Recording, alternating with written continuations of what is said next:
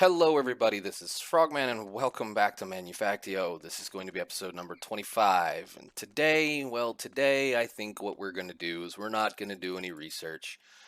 We're not going to do any building. We're not going to put any other structures up. We're not going to start a new process. We're not going to do any of that kind of stuff. I think today, as suggested maybe in the last episode or two, we're going to do a base walkthrough. I'm going to show you guys what's going on in this world and where things are set up and why things are set up the way they are and how I've done a few things just to kind of, just to recap and see, where we are with this pack currently. So I think what we're going to do is we're going to start in the workshop, and the workshop is a workshop for like any other thing. This is usually something that I tend to do when I play games, or at least modded Minecraft modded packs, blah, is to build a workshop area where I can just keep some of my random storages and of course my crafting area. This is where the applied energistic system terminals will probably be eventually.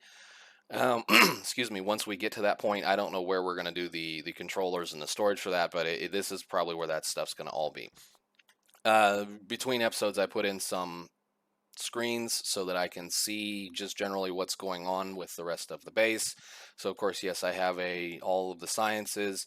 A lot of this stuff here is going to be either in the building next to us or the building behind us. This little line right here is in the circuit factory, so I can tell what's going on as far as what's happening in the circuit factory. And you can actually watch a lot of this stuff just go down and come back up and go down. It's kind of fun to just have something here. So the reason why I put it in here is because this is generally where I will AFK when I'm trying to refill my science. So that way I'm somewhat protected in here. Speaking of protection, let's talk about armors. So armors, currently what I am wearing is the exosuit from Tech Guns, which I have quite a few of the parts enchanted. Everything has protection 4 on it. Everything has mending. Everything, the two special ones here, we've got Feather Falling 4 on the boots, and we have Respiration Aqua Affinity on the helmet, even though I don't really need that right now. I like this suit. This suit is really good as far as armor is concerned. It's not necessarily the best one, but I'm probably going to be sticking with this for quite a long time, mainly due to the buffs that it gives us. So I really enjoy being able to move a lot faster. The knockback resistance is nice. Mining speed is great. It's just a really good armor as far as being, just stuff that's in the game. It is, of course, powered with energy cells, and it's one of those things you have to start dealing with. So once you get to this point here, there's no reason not to craft these. These are just, I think there's some of the more top tier stuff in the game. I also have a jetpack, which the jetpack is enchanted with mending and unbreaking, and that's a kind of a couple of funny things. The unbreaking makes sure that the fuel lasts longer, and the mending, I can take this out of my inventory and hold it, and while we're getting experience, it will fill it up. So it's rather funny. Another interesting thing here, and I know it's probably not one of those deals that everybody knows about, is the working gloves. These are similar to the ones that used to be in old Tinkers, where you put the gloves on and you gained a bit of mining speed. So in this case, it's plus 10%. So I can break blocks really quickly, especially now that I have efficiency 5 plus the whatever this one is going to be mining speed. So I'm getting like a 17.5% boost on mining speed even before I get the efficiency 5. So of course, very, very cool, very, very handy. We have the pulse rifle as my main weapon. This is what I use all the time aside from the shotgun wherever it's at. Love this weapon, very good. The ammo is a little bit expensive for it, but it is definitely worth crafting. It is an excellent rifle. I have the laser rifle as well. This is a kind of a distance machine. This is what I use for distance shots and or when I need to be doing other things.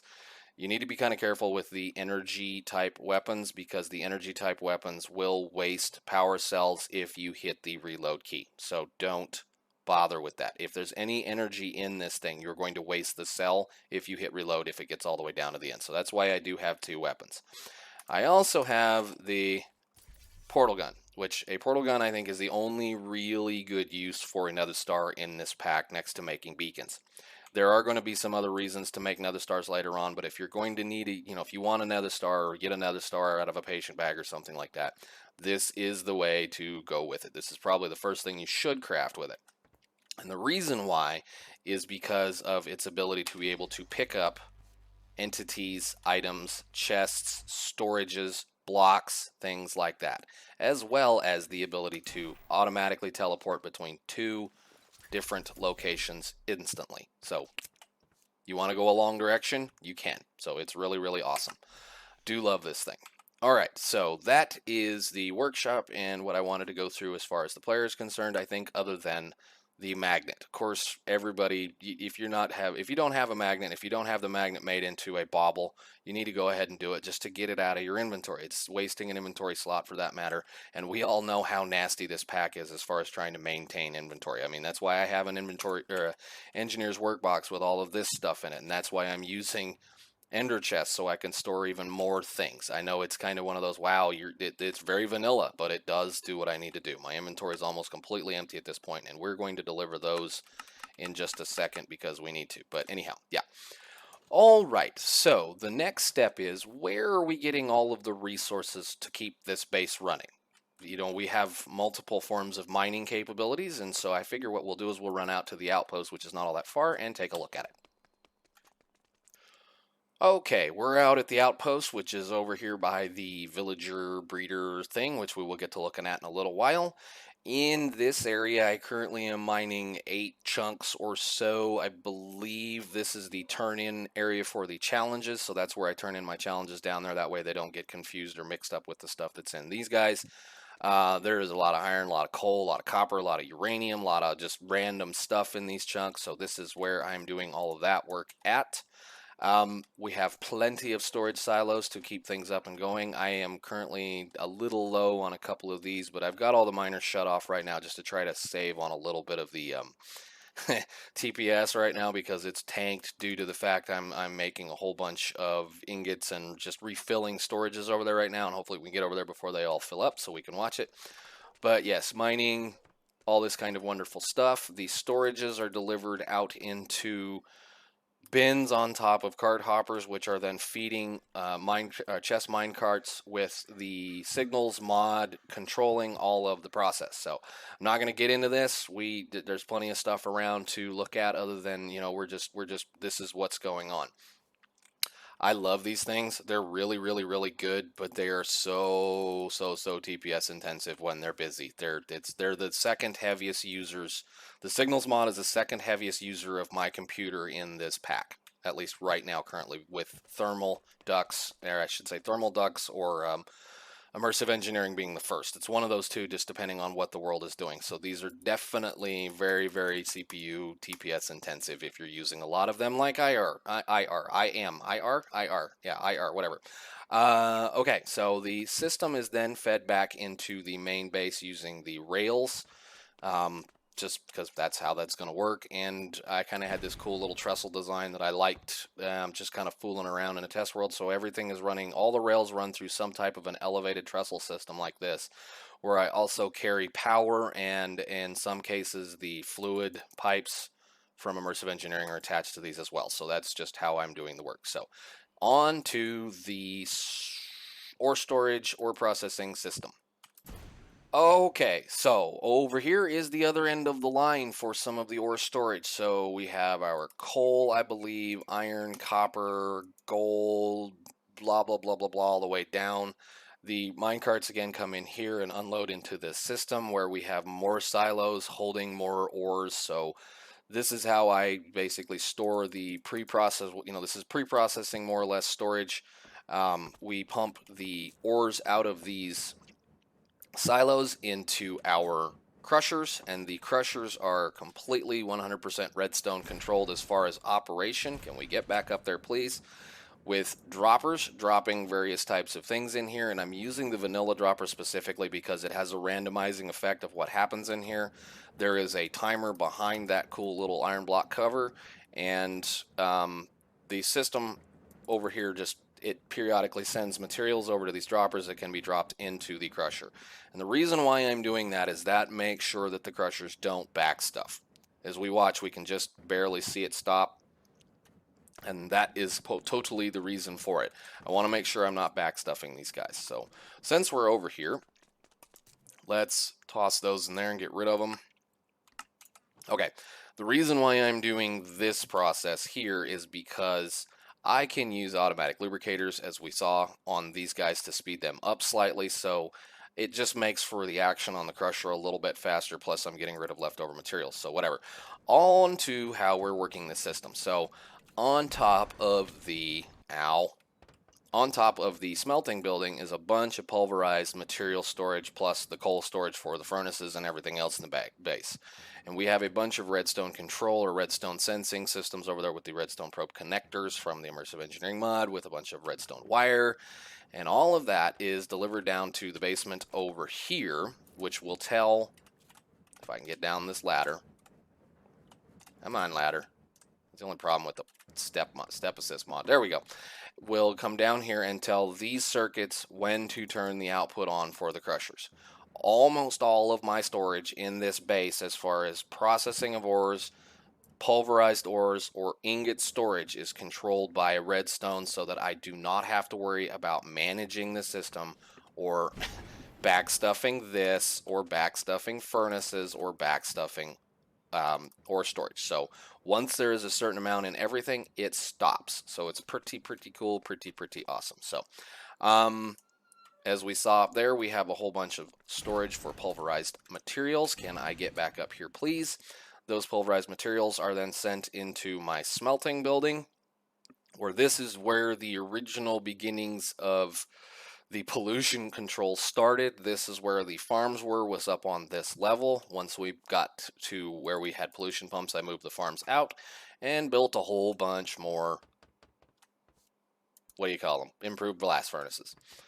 The blast furnaces on this side, and the bottom down there are just doing the random smelting of various materials. So the iron, the copper, the gold, anything that comes out of that area. And on this side, we are doing our steel production. So steel, of course, we're making iron ingots in these blast furnaces here. Those iron ingots are then delivered into these blast furnaces to make steel. I'm going to be speeding this room up eventually. We need to get a whole bunch of preheaters up, but I need to get a little bit more power control and a little bit more better power distribution than what I currently have. So we did that, I think, last episode, so we'll be putting that into place. But it does work. It's functional. And, of course, I have these redstone lamps up here to tell me when I'm actually working on a particular thing. So this lamp means that we're currently working on copper, and copper is due to the fact that the copper got low in the storage silos on the other side. So let's go over here and take a look at the other storages, the end of the business building of making ore processing. So these guys right here, all of these silos are the end product of some type of mining. So we've got all of the ingots stored. I've got the redstone that is actually being delivered from a mining or a rail yard right out there. And of course, the other things like hardened stone is being delivered from the far side of the base. This is just some of the dirt that was left over after I flattened this area out. And of course, sand and gunpowder, those are all being produced by the two crushers that are sitting right, well, I can't see them, but over on that end of the system. Okay, that is the beginning part of, well, I should say the beginning and the end of the ore storage system. So let's go ahead and talk about small or beginning component production. So beginning component production is going to be the things like steel plates, iron plates, gear wheels, copper or gold wires, and of course the copper wires and the copper plates. I am doing that in this side of the base or bottom of the building over here. These guys are all basically just doing their own job. So we have steel plate presses, iron plate presses, of course, iron plate presses into iron gear wheel presses, and of course the gold down here. We'll jump upstairs, and the monster copper wire production system that requires a considerable amount of copper plates to be able to be made into copper. Whoop, I don't want to do that because I don't need you making more. Thank you. Good. All right, all of these again are redstone controlled based on an inventory, so I turn the presses on and off based on how much is in a set storage. And a lot of especially the redstone control for this side and the upstairs as far as the other presses is down in this basement area. And this basement area was originally where we were making science for a little while, and then I moved it out, and this was the general idea. We were just going to put some of this stuff down here, and as we go on, I may end up putting some of the AE system down here. I might do a bit more changes on other kinds of types of things, but yeah, this is another one of those areas where we have storage for various stuff, mainly just for logistical control like this. So, okay. All right, that should be this area here. So that is the basis of the smaller type things. Let us start talking about what we do with those parts pieces. And those parts pieces, a lot of those are used in this building. And this building, let me get it up here so we can look at it, is my circuit factory. I have 8 assemblers making green circuits. I have 8 assemblers making red circuits, and I have 2 assemblers over there making blue circuits. The reasoning for making this many of them is that I need a lot of this. This is literally one of those kinds of things where I need tons and tons and tons of this stuff. If you look at it, I know it's kind of silly, but one assembler is not enough to make this pack function. One of your first major back points or problems or backlog areas is going to happen because you're not going to be able to make enough green circuits. So I make a lot of them. The red circuits are the same thing. I need a lot of them. So, and plus that's a very slow process. So we have a lot of things making red circuits. Blue circuits, not so much. They're not exactly necessary for a lot of the processes in the pack. I think the only really thing I'm using them for right now is yellow science. So they're just fine. So that's the reason why this stuff is the way that it is.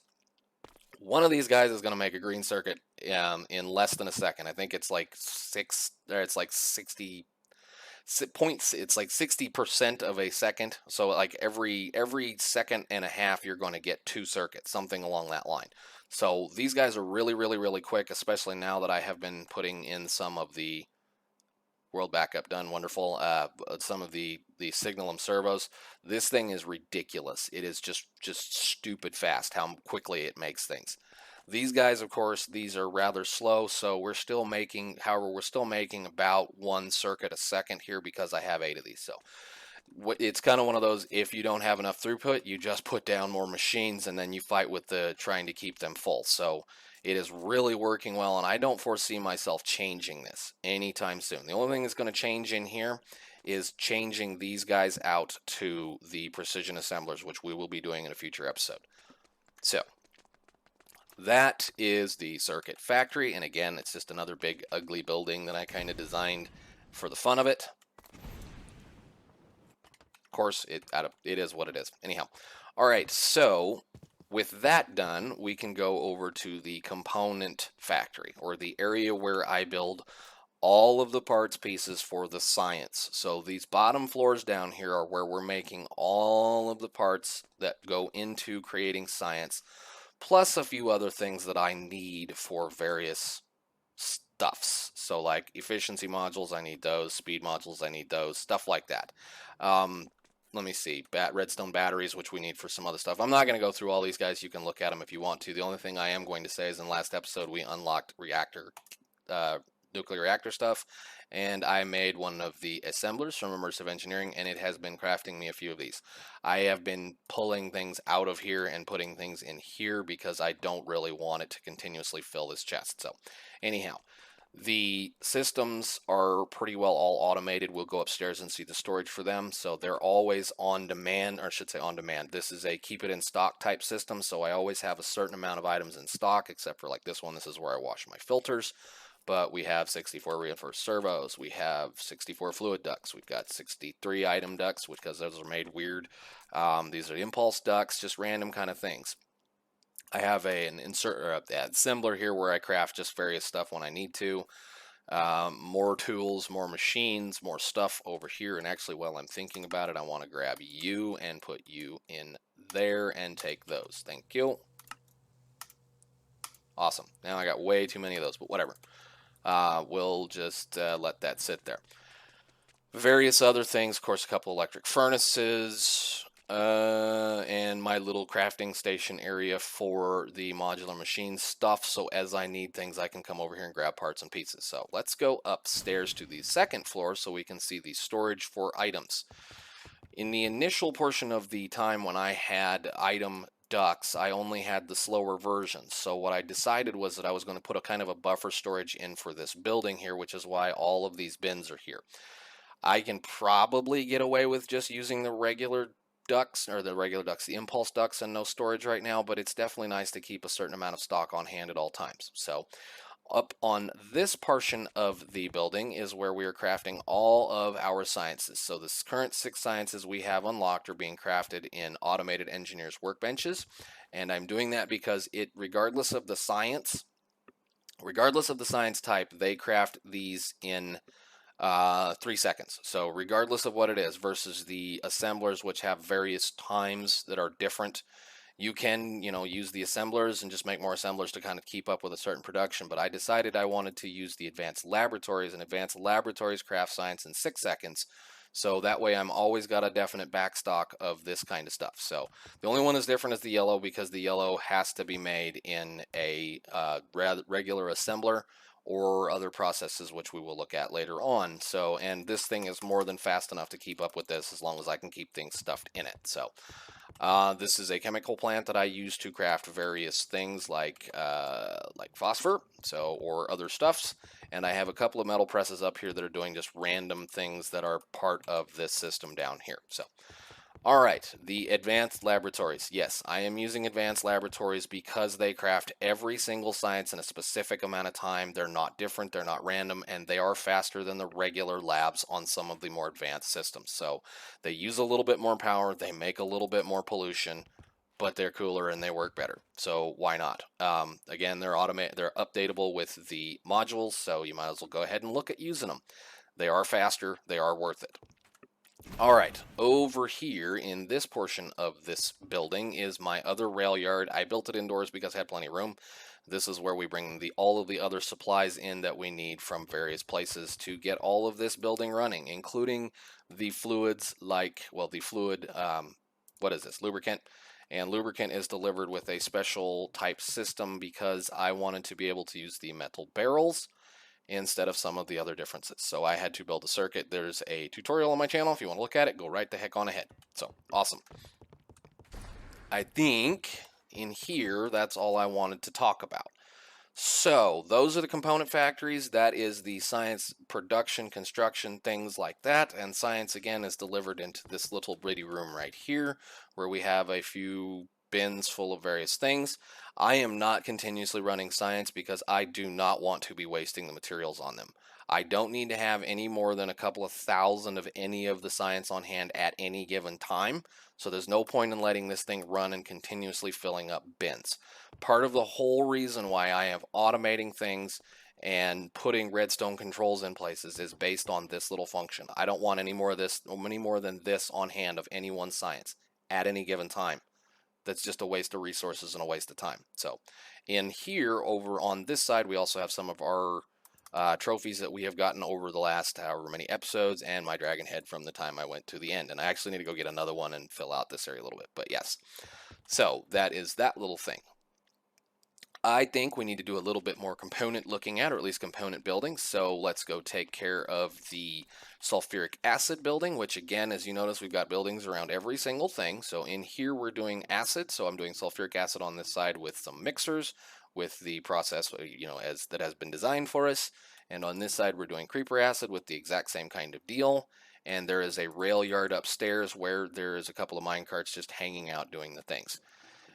This building is very simple. There's not a whole lot to really go over with other than I kind of want to design it. Because it's an acid type thing, you would see that maybe some of the stuff would be a little corroded and nasty. That's why I used a little bit of a different texture pack or texture palette in here, I guess is the word I wanted to use, compared to some of the other buildings that we have. So into the building we've been spending the last several episodes playing around in is the advanced ore processing building, and we're going to be doing a bunch of work in here very shortly because we've unlocked a couple of more processes that are going to fill out this row and put a couple of more things in over here. In here is where I process the uranium and the titanium into the various things that we need. So chemical plant crusher does the uranium 238, 235. The chemical plant does the yellow cake. And I have a little bitty drone here that is, for some odd reason, behaving now. I don't know why. It's being a good drone. Yep, you're fine. Cool. We have the titanium over here, which is being processed by a reaction chamber, which is then being processed by this arc furnace. And this arc furnace has been running for a little bit. I remembered and shut it off. He was doing a really good job taking care of things. I don't know why it's behaving now. It's really kind of interesting. He's just doing what he's supposed to do. So, yeah, this is that building. We're going to be spending some more time in here in some episodes upcoming very shortly because we need to start processing these two materials into some other things that we're going to need, and I need to be able to start working on nuclear reactors so we can start doing some other work. But this is the first place that I tried to use the pneumatic craft drones, and like we've had a couple of problems. I don't know why it's happy now. I have no idea, and I'm not going to put another one down until we get some more stuff in here because I'm afraid it's going to cause a problem. But it just seems like it takes a little bit of time before they settle out, so it's a little weird, I guess. Okay, so those should be all of the components that we have going on as far as things like that. Let us take a fly or a run job over to the chemical production oil facility. Okay, so over here on this end of the base is where I built my oil processing facilities system.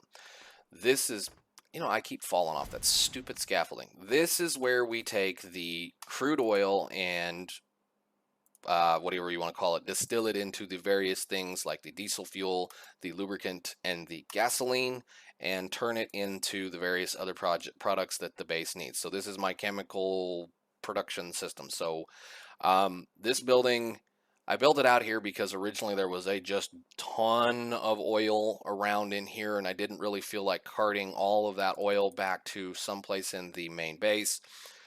Plus, it would be kind of the way that you would normally do it in a world like that because oil processing is a kind of a nasty function. I mean, if anybody's ever been around a refinery before, you know what they smell like. So you kind of tend to put them off a ways away from where your people and your workers would be. So I'm just kind of saying that I backed it off to this side over here so that it would be just more a little bit lifelike. Anyhow, in the building here, we have a small amount of oil storage, which is finally full again because we've caught up. We'll just start with the process. So the oil comes in on this side here. We then pump the oil into this distillation tower, which then produces for us 4 different products: the diesel fuel, the lubricant, and the gasoline. And I need to turn this back on. I was moving things from one side to the other so that it kind of did some silliness. I'll have to fix that later. But we then produce that stuff into these tanks, and based on the level of these tanks, like instantly any bit of diesel fuel is immediately cracked into a lubricant using these 2 chemical plants because I don't need diesel fuel. Lubricant is then based on the contents of this tank and these tanks, cracked into gasoline using these chemical plants because we need more gasoline than we do lubricant, and we need more lubricant than we do diesel fuel. So that's basically the process here. The gasoline is then pumped out of these tanks into these chemical plants here, and this chemical plant is should be making sulfur, so we can make sulfuric acid. These chemical plants are making plastic, so we can make circuits, and this chemical plant is making the solid fuels, so we can make yellow science. That is all then pumped out into another rail station system, which again, these carts go to various places over here, come by, pick things up. So the other process that we have is the 4th production thing that comes out of here, which is the bitumen. It is a byproduct of processing this system, which we then run through 3 Frogman processors using a little bit of sand and the bitumen. So the sand is delivered here. I did have a silo and a storage bin full of this stuff before I started this process, and we have finally caught up to the point we don't have any of it, which is awesome. So these guys are more than capable of keeping up with the production of that thing running full tilt, at least at this point in time. So a couple of things to note. I have, I think, all of maybe 3 oil areas left over here, so we're running desperately low on oil.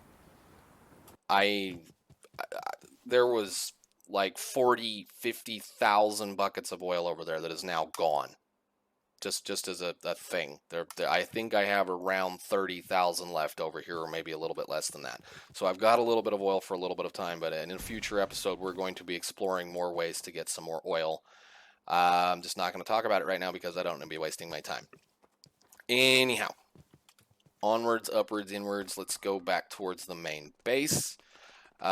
These are the water wheels that I put up originally to try to keep things going as far as powered lanterns are concerned, and they run the majority of the powered lanterns. They're running the majority of the low voltage at this point in time on the base, other than a couple little places, and this is just to guarantee that the majority of my base does not turn into a mob farm if I run out of power or burn a wire. So these are always on, always running. I have plenty more power as far as I know to put up more lanterns. Those are a little low.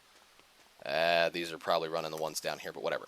There is the pumping station for the entire base for pumping water, and this is some of the dynamic that I have built into this base. I don't have pumps every single place that I need water. I'm pumping water from one location and providing it to the rest of the base using the immersive engineering pipes, which gives us, like I said, a bit of a dynamic. So that's why I put these up as far as the trestles is concerned, so that we can have a little bit more just things hanging out, stuff that you can look at, stuff that you can see. So yeah. Alrighty then. Okay, so oil processing, that kind of stuff. Power. How are we making power? Well, power gets us into the beginnings of some of the fun stuff that I have been dealing with since pretty much the beginning of the pack, which is our favorite thing, pollution. Pollution is how I power my base. I know that sounds a little odd, but pollution is how we make power. Because pollution, especially the carbon pollution, is an automatic bone mealing effect on various plants, including trees. So we use it.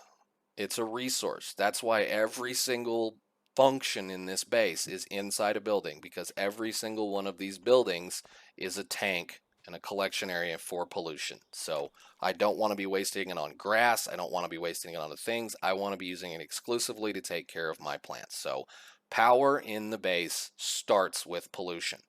I know it sounds kind of odd. So in my greenhouse here, as far as power is concerned, we have 4 forestry tree farms. And farming is a big thing in here. That's how we're doing the work. So I have four forestry tree farms. 4 forestry farms. 2 of them are set up as crop farms. 2 of them are set up as tree farms. The tree farms produce charcoal, which we're creating charcoal over in this general area here. There is a bunch of furnaces that are continuously smelting up charcoal that are then being pumped into this compactor, which is making charcoal blocks.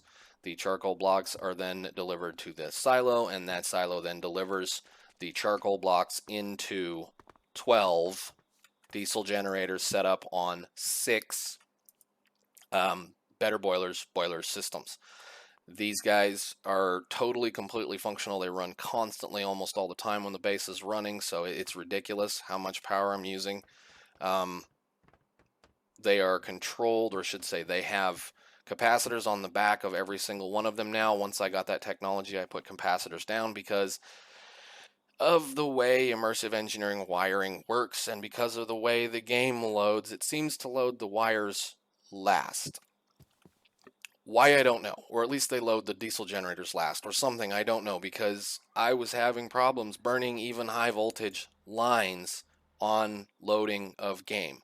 Loading the game, it would just burn every wire in the base because it seemed like I would either not have a power generation system on or something, whatever, and the immediate draw of everything running burn all the wires. So I decided that I would at least try something. So every single one of these guys has a capacitor on the top of it, and for some reason, I haven't burned a wire since.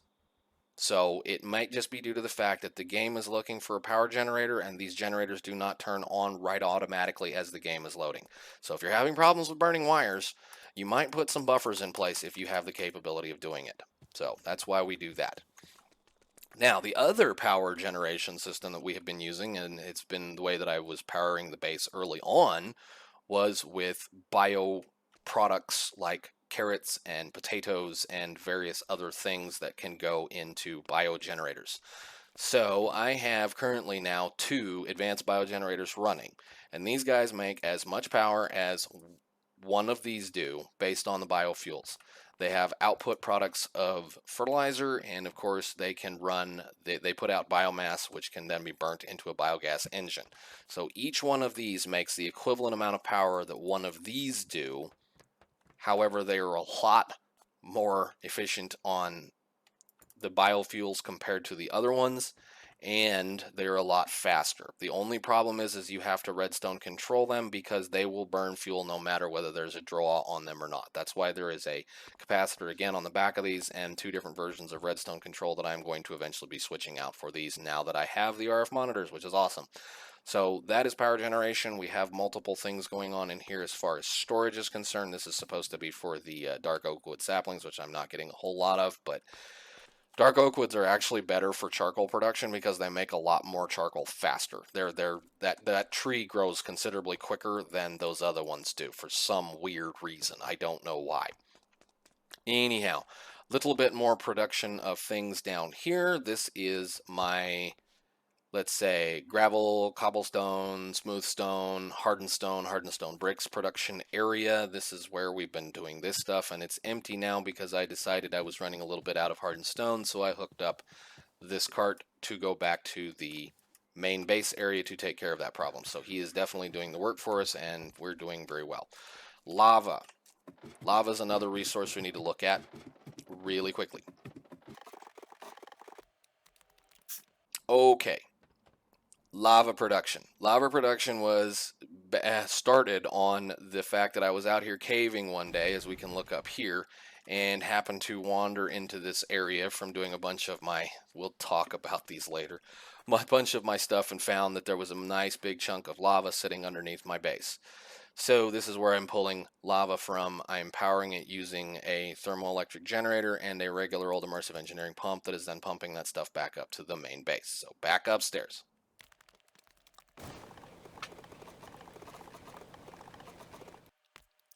Okay, so we've got this section of the base sorted out. I do want to just say one thing about these. I built this specifically for a reason, and the reason why I built it this way is because that boiler, the better boilers are limited by the amount of blocks you can place down. You can put, a single. I can run just part of this system here. Like I said, I can put another one of these in over here, but I would have to move it over a little bit to be able to run these. This has been a process, or this was posted on the Discord, on Golrith's Discord, a while back, as far as the idea to set the generator on top of the boiler. And then I kind of took that idea and ran with it because a better boiler has an X amount of blocks you can put in the actual multi-block structure. So the larger the boiler, the more, for one, the larger the boiler, the faster it produces steam and the more water it holds. Yes, it'll burn a little bit more fuel, but the larger it is, the faster to produce steam. It also pollutes less. So the larger your boiler is, the more steam you're going to make and the less pollution you're going to make. So that's why there's not 12 boilers here. There's only 6. Just throwing that out there. So I guess on to the next big project, because I want to save the pollution control for last. So let us take a run job over to probably by far my favorite thing in this world. Yep, that's it. The mob farm. The mob farm. The mob farm. The mob farm. This has been so much fun to play with. It was a rather treat to build. I was going to do a time lapse on it, but I kind of had problems with the recording software not wanting to do what it wanted to do, and it would have still been almost 30 minutes once I got it built. But the mob farm. This thing is one of those that I should have built almost immediately in game, as far as being able to produce things. This is all about Factorio-esque kind of ideas, so that means it's all about gathering and using resources. Mobs are a resource in this pack. Mobs can produce many, many, many different things for you, including iron ingots, including loot bags, including weapons and food and coal and solar panels and various stuff, and just random all over the kind of place things that you can use to keep your factory running even early game. Yes, the trickle as far as parts is slow, but it is something that is really probably should be built fairly on early in game. If you're doing a skyblock pack, honestly, or skyblock map in this pack, I would honestly be building this thing like as soon as possible. So anyhow, to discuss. The mob farm, we did this in a episode a while or several episodes ago, so I just kind of wanted to walk through around and see it. You guys probably will see this in the last episode, so I'm not really going to go over a lot of it other than I've just enjoyed the heck out of this. It's been one of those really fun projects that, as far as vanilla, an old guy playing vanilla, this was a lot of fun. I haven't been this kind of vanilla-ish building in quite of a long time as far as an actual mob farm. So it has been a lot of fun. It's been one of my favorite things to do in a really, really, really long time. Highly recommend building one. You don't necessarily have to use this design, but it's definitely worth your time and it's definitely worth the effort to do. So, all right, mob farm. Mob farm, mob farm, mob farm, mob farm done. I think the only other thing I really want to touch on now next to the pollution is some of the original old stuff that we were playing with. I got this crazy idea in my head early on in game to try to manage the pollution using crops. And early on in game, there is a way of basically auto farming using some mobs in game, which are villagers. Because villagers can be used to harvest crops, replant crops, and because of the bone milling effect of the carbon pollution, this stuff grows incredibly quickly, even in a contained space. I mean, these are not nearly as fast as the forestry farms. They're not as fast as forestry farms, but they do a really good job when you don't have the technology to do it. Yes, they take some babysitting. Yes, it's like any other silly thing like that, but they do work. So this is the breeding facility. This is where I made most of them. The original place that I got them from, there's a village right over there. So that's why this is out here. The breeder episode day that I talked about, I didn't do a really good job explaining it, but it's pretty simple as far as how it works. So we're just going to come down here real quick. There is a villager in this little area. There's 6 doors down here that represents the village. So he is technically in the village, and he can speak with and interact with the guys up here. Both of these guys are farmers, so they're farming in this area. They're picking up those carrots and whatnot, and then they're tossing carrots back and forth to each other. And when they're happy, when they're well fed, and when they want to interact, they'll breed. The thing is these guys can sense that this one's down here, but they can't breed with him. So that means anytime this guy comes up and wants to be breedable or can be breedable, he can technically be bred, or at least he's continuously forcing the system. He's the one that's making this a village. These guys see him and say, well, I want to talk to you, but I can't. So they keep resetting their breeding cycles over and over and over and over again. So every 10 or 15 minutes, whatever the number is, these guys can breed. So they'll breed, they'll make another baby. The baby then falls off the side over here and ends up into this water chute that ends up into this storage tank right here.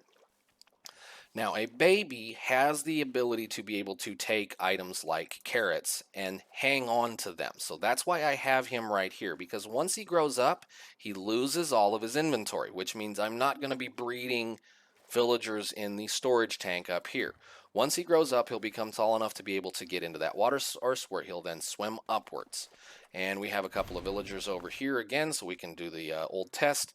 What happens is when I'm ready to look at one, I send my minecart up there to go grab one. They jump into the minecart. I look at him and I see what he sells. Hey, you need to come down here. This is a pneumatic craft guy. We can't use him, so we get rid of him. Goodbye. Maybe. Thank you, lag. Come on back down. There we go. We can get rid of him. And I have a killing mechanism over there because I don't want to stop them breeding. So that's just the only reason why this is in here right now, is because I want to kill them in a natural-ish way, not me murdering them. Because if I do that, then they'll stop breeding for a good period of time. So it is still in use. I actually still do use this system, even though it's been ages since I had the villager farms going on over here, because they're the best way to get certain things in this game, certain items, certain things, especially the immersive engineering villagers. They're very, very, very usable to get resources. So, okay, we're done here. Let us go back to the greenhouse and discuss the last thing. Okay, so the greenhouse, the silliness, the thing that I have been fighting with since day one, or at least not fighting with, the thing that I have been using and putting as much to use as possible in this pack, the pollution. The pollution. It does happen in my world. I just wanted to kind of show you guys this before, some of this stuff happens. I do have tons of pollution. I get lots and lots and lots and lots of pollution. This is actually going to continue on for a while because we're making coal coke, so we'll go look at that here in a little bit. But that is the entire reason why this system is built the way that it is so that I can contain and utilize that to bone meal my crops. So if we look right here, every single general crop in this area is being contained and bone mealed by the majority of this stuff. The trees over here, they get the same stuff too. These guys as well over here, all of this stuff. Yes, I know I've got a lot of sulfur pollution, and we'll be cleaning that up probably after I get done with this episode. But the whole goal that I wanted to achieve was to try to use as much of that pollution as possible to create as much power as possible. So that's why this is set up the way it is. So how am I moving this stuff? How are we doing this? Why, why is obvious. I mean, it's a free resource. It's free bone meal. So I should be able to just, utilize and capitalize on it, in which I have. How are we getting it over here? Well, we'll go downstairs. Where's my elevator? There's my elevator. This system is being, like I said, we're using forestry farms to do the work of growing our crops. Before we were using villagers and they were doing the thing. And in these forestry farms, I have an intricate circuit board set up for a managed crop farm. So if you want to do crops or of any type, that's how you set these up. Tree farms, the farm starts out default as a tree farm. So you don't have to program it. You don't have to do anything for it. They'll automatically harvest your stuff and take care of your problem. And as you can see, we've got pollution rising in these little deals here, and we have pollution pipes going down. So let's go talk about that real quick. As we saw in the roof up there, the center of the building does not cover any of the plants. So what I do is I wait until that stuff rolls all the way up to the top, and then I pump it back down into this recycling tank. Okay, so the recycling system is fairly simple. We're just recycling it back to where it can be utilized again and or filtered. The stuff is then sensed and picked up by these vents on either side and then sent back into the various corners. In this corner we have the pollution that comes out of the sulfuric acid factory. This corner we have the pollution that comes out of the advanced ore processing in the circuit factory and some of the main building. In this corner we have everything on this side of the base, so all of those processes right here. And in this corner we have everything that comes out of the furnaces and the oil processing and a couple other things. So, well, that's nice to know. We're down at the bottom now. Let's go over here. We'll save us a little bit of time. Where is he? He's right here, isn't he? Hi. Goodbye. We may have a little bit of a friend in here, but anyhow, what's happened is that this is the end of the system. This is where the pollution is pumped to. So we bring pollution in from the various buildings. It is then delivered right to here, where I have a whole bunch of vents that are somewhat evenly distributed around to the outside of the farm. I used to have a waterfall effect right here where the pollution entered and then just kind of naturally spread out. Pollution is very slow to move. It is ridiculously slow to move. It takes forever for it to get somewhere. So I decided instead we would just immediately move it directionally that way. I have a space here so I can kind of watch it, and also in case if I want to put a filter on top of these, I can. And this is where I filter. This is where my filters go. They actually go on the recycling outputs so that I can just collect up what's left of that stuff. That's pretty much the only thing I'm cleaning filters with, and then I don't hardly ever clean filters, so it's pretty awesome. Anyhow, we are using the chimneys mod, vents, pumps, and chimneys to move things sideways. So the pollution is moved sideways or across the base using those systems, and we have multiple hallways under the base that are connected to various areas where we drop pollution down to using the pollution pumps. So let's go over to the smelting building storage tanky thingy. All right, the storage tank, this is the area underneath the smelting factory.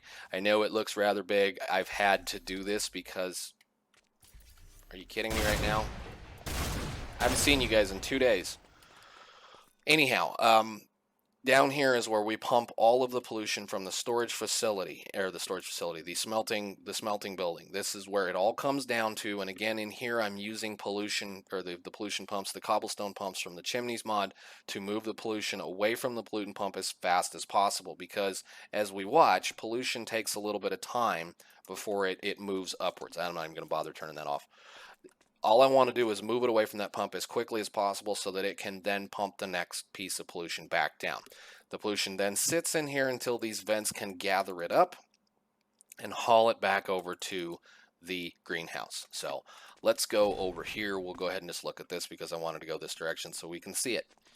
Again, many hallways, lots of pumps. The pumps were fairly simple, or the lines are fairly simple to work. The vents have a max distance of 16 blocks, and then you can put a pump on it. So you can put 16 vents down, and then you put a pump on the 17th block, and it'll just move it up one. And then, of course, since this vent sees that stuff right here, it'll immediately move it this direction. We've got a bit of a backlog over here because I have been making coal coke. So this is the hallway where my coke ovens exist. So let's see, where is the hole? That one. Yikes. We may need to shut this off. I don't even know if I can shut this off. I might have a problem. Can I get to that pipe? I'll have to come back and look at this. This may explode or not. But this is the whole reason why I manage the pollution, especially for the coke ovens. I found this cave a long time ago, mining and doing what. So this is how I manage the problem. They just fill this cave up, and then I slowly pump it back into the greenhouse using our channels. Come here. Hi, it's a slime. Hi, how are you doing? Bunch of slimes. Thank you. That was totally unnecessary, but whatever. Anyhow, I found this cave. I stuck my coke ovens in here, and then I recently did this with it just so that I can kind of store the creosote oil a little bit more. This has been running for a good long time. This thing will fill probably clear up to the level of where the top of those tanks are, especially when it stops. This is how I maintain this mess. I could put these in the greenhouse over there, and this is what my greenhouse would look like. I don't want to do that. I want to be able to utilize the pollution as efficiently as possible, but I also don't want to be stuffing things full of it. So that's why this stuff is over here. And since we're down here, I can also show you a couple of things. I want you to look at this.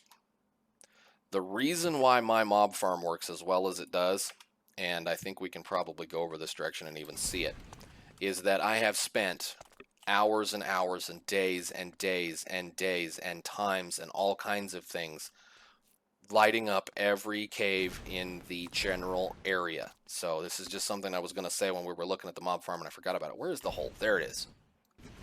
Let's get up where we can actually see it. Hopefully it won't get murderized. You're stuck. That's fine.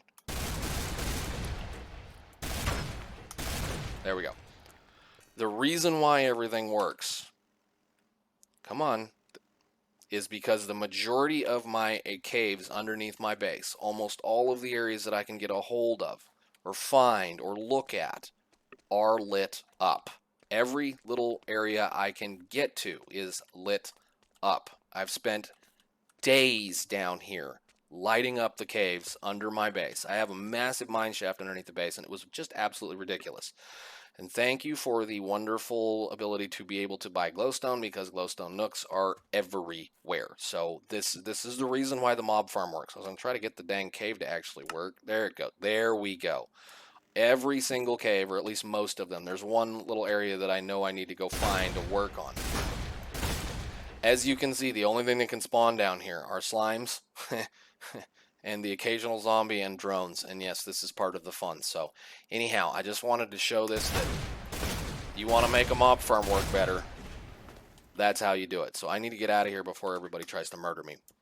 I think this is where I go. Yeah. Ow. Goodbye, dude. This was one of my original mob farms. This is my skelly spawner. There should be a skeleton spawner in there. Yep, no big deal. I need to move that out. But anyhow, let's get out of this hole. Okay, so the sun just set and we find ourselves on top of the greenhouse where the beginning and the ends of the pollution systems continue on. So I hope that explains a little bit as far as how the pollution is being managed in my base and how the base in general was constructed and functioned. So I think with that, guys, we're pretty well done. I got the distance kind of turned up a little bit so we can see just about everything except for way over there. This has been a lot of fun. I've enjoyed this. This is the kind of things that I enjoy when it comes to Minecraft, because it lets you be as creative as you want to in both form and function. Again, I'm not what I call a really great builder, but it does work. It's a lot of work. A lot of blocks have been placed. A lot of things have been just kind of just automated and done and had fun with. I don't even want to talk about the project that was this. So Yeah, that's why there's a bunch of cactus over there. Um, it's been fun. I'm enjoying it. I'm going to continue to enjoy it. We still have quite a long ways to go. We still have all of the space to deal with. We still have all of the nanotechnology to deal with. We still have quite a few challenges to mess with and get going. I do have a little bit more stuff in here. There's just some random things that we're going to be looking at. And we still have all of this to get into. And I'm actually, the next contemplation, I'm having to think about what I want to do with this between these two. This is a very hard choice for me at this point because of the fact that this and this is so good. So we're going to discuss that in some episodes upcoming. And I'm not planning on stopping this anytime soon. So I guess with that, I hope you guys enjoyed this little walkthrough. It's probably going to be a fairly long episode. I'm going to do some cutting and cleaning up and maybe do a little bit more fun stuff. But yeah, this has been fun. I've enjoyed it. I hope you guys have enjoyed it up till this point. We'll be looking forward to a few more. I want to say thank you for all of the comments and the likes. I want to say thank you guys for having such an awesome community at the Discord. Thank you for Golrith for making such an awesome pack. I think with that, I'm just going to do kind of a little flyover and then we're going to call it good. So get a little bit of distance going and hit the button correctly and just kind of fly around.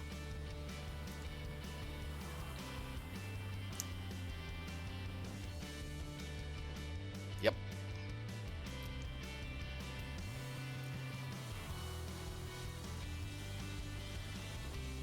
See if I can stick the landing on the walk path. There we go. Okay. Well, I think that's enough for me, guys. I will go ahead and get to work on some of the next stuff. We're going to have a bunch of fun in episode 26. Probably going to start working on doing some more mining and some more stuff that we've got unlocked. So I appreciate the watch, and I will see you guys in the next one. Thanks.